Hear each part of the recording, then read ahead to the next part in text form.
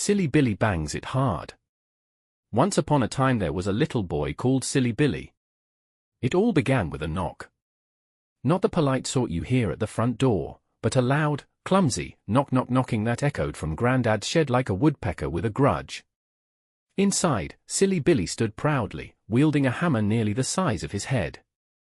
"I'm ready to bang it, Grandad," he declared, puffing out his chest like Jock the Cockerel on a windy day.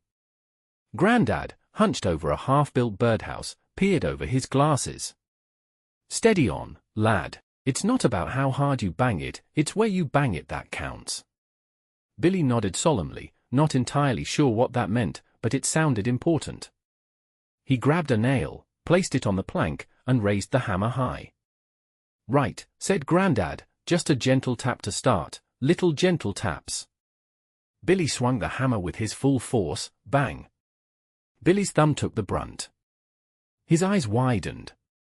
His mouth formed a perfect O.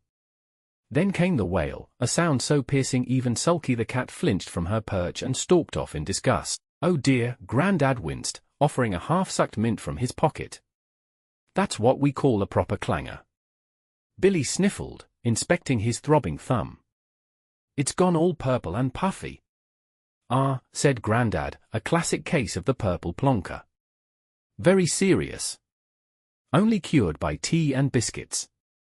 As they retreated to the kitchen, Billy cradling his wounded digit like a war medal, Mum raised an eyebrow.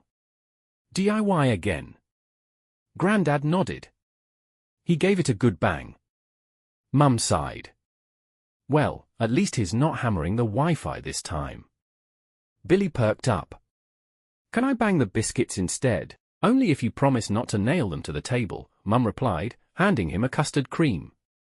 As Billy munched, Sulky reappeared, tail twitching, clearly unimpressed by the noise or the crumbs. She gave Billy a look that said, "You're not the only one who's been banged about today." Billy grinned.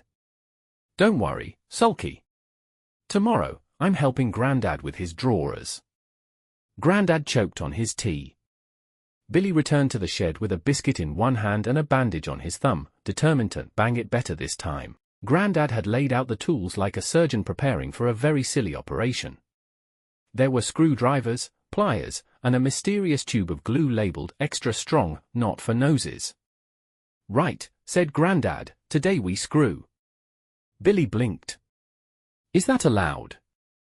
Grandad chuckled. "Only if you've got the right bits."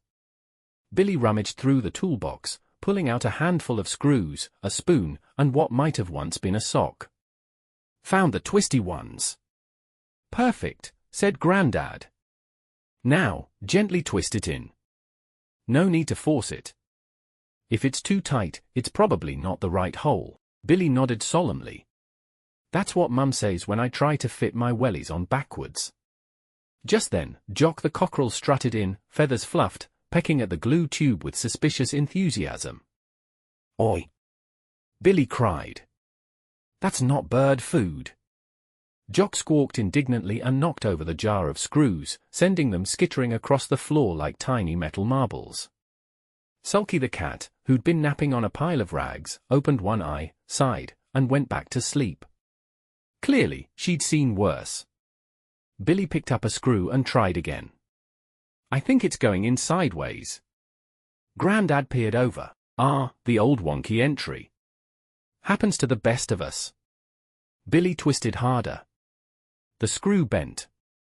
The plank cracked. The glue squirted across the bench and landed squarely on Grandad's elbow patch. "Oh dear," Grandad muttered. "Looks like I've bonded with the bench." Billy giggled. "You're stuck." "Only emotionally," Grandad replied, tugging gently. "Though I might need a crowbar and a cup of tea." Mum appeared at the door, arms folded. "Everything all right?" "We're screwing," Billy announced proudly. Mum blinked. "I'll pretend I didn't hear that." As she walked off, Grandad whispered, "Best not shout that in the village." Billy nodded.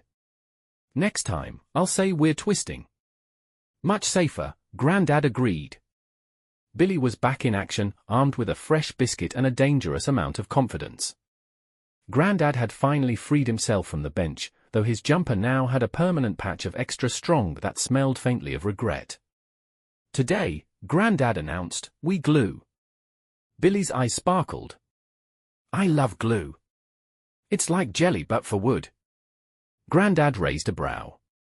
"Let's not test that theory." They squeezed the tube carefully, aiming for the join between two planks. But the glue had other plans. It squirted sideways, looped around Billy's wrist, and landed squarely on Grandad's trousers. "Oh no!" Billy gasped. "You've glued your bits." Grandad froze. "Let's rephrase that." Billy tried again. "You've stuck your bottom." "Better," Grandad muttered, tugging at the fabric. "Though I may be permanently attached to this chair." Jock the cockerel strutted in, feathers puffed, and pecked at the glue blob with theatrical disdain. "Not edible," Billy warned. "It's only for sticking wooden trousers."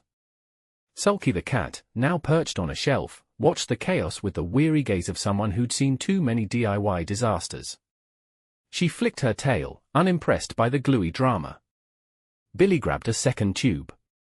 "Let's have a glue-off." Grandad blinked. "A what?" "Who can stick the most things in 60 seconds? Before Grandad could protest, Billy was off, gluing buttons to a plank, feathers to a spoon, and somehow, a sock to the ceiling. Grandad tried to intervene but ended up with a magnifying glass glued to his elbow. "Time's up!" Billy cried, triumphant. Grandad surveyed the carnage. "Well, you've certainly stuck it to me." Mum appeared at the door, took one look, and sighed. "Glue again?" Billy nodded. "We're bonding." Mum raised an eyebrow. "Emotionally or structurally?" "Both." Billy beamed. As she walked off, Grandad whispered, "Remind me never to let him near the wallpaper." Billy grinned. "Tomorrow, we paint." Grandad groaned. "Heaven help us." After a full day of banging, screwing, and gluing, with only minor injuries and one permanently sticky slipper, the birdhouse was finally ready. Sort of. Billy stood proudly beside it, hammer in hand, thumb bandaged like a badge of honor. Grandad surveyed the structure with a squint. It leaned slightly to the left, had 3 doors, and a suspicious number of feathers glued to the roof. "It's unique," Grandad said diplomatically. Billy beamed. "It's a deluxe bird bungalow." Jock the cockerel strutted over, inspected the entrance, and let out a triumphant squawk. "He likes it!" Billy cried. "He's moving in." Grandad chuckled. "Well, he's certainly banged on about it all day." Billy nodded. "I banged it hard. Really hard." Mum appeared with a tray of tea and biscuits, raising an eyebrow at the structure. "Is it supposed to look like a hat?" "It's avant-garde," Grandad said, sipping his tea. "Very bang-on trend." Sulky the cat padded over, sniffed the base, and promptly sat on the roof, causing the whole thing to wobble dangerously. Billy gasped. "She's testing the structural integrity." Grandad nodded. "She's our quality control." Billy turned to Mum. "Can we put it in the garden?" Mum hesitated. "Only if it doesn't attract squirrels." "Or the neighbors." Billy placed it gently on the lawn, where it immediately sank slightly into the mud. Jock hopped inside, fluffed his feathers, and crowed proudly. "It's official," Grandad said. "We've built a birdhouse. And possibly a squirrel disco." Billy grinned. "I banged it, I glued it, I screwed it, and now it's home." Mum smiled. "Just promise me you won't bang anything else without supervision." Billy nodded solemnly. "Tomorrow, I'm helping Dad with his drawers." Grandad choked on his biscuit again. As the sun dipped low, casting a warm glow over the garden, Billy sat beside his creation, thumb throbbing but heart full. The birdhouse might have been wonky, sticky, and slightly feathered, but it was theirs. Built with laughter, love, and a whole lot of banging. And somewhere inside, Jock gave a contented cluck, proving that even the loudest birds know when to settle down.